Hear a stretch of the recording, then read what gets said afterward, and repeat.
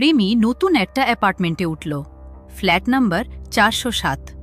বাড়ির কেয়ারটেকার তাকে শুধু একটা কথাই বলেছিল, ম্যাডাম, রাতে যদি দরজায় কেউ নক করে আগে দেখে নেবেন। রিমি তখন ব্যাপারটা গুরুত্ব দেয়নি। প্রথম রাত প্রায় ১টা, হঠাৎ দরজায় নক করা শব্দ হলো। রিমি একটু ভয় পেয়ে দরজার আইহোল দিয়ে বাইরে তাকালো। সে দেখল বাইরে একটা মেয়ে দাঁড়িয়ে আছে, লম্বা চুল, মুখটা নিচের দিকে। মেয়েটা আসতে বলল, দরজাটা খুলবেন, আমি পাশের ফ্ল্যাটে থাকি। রিমি দরজা খুলতে যাচ্ছিল, ঠিক তখনই তার ফোনে হঠাৎ একটা মেসেজ এলো।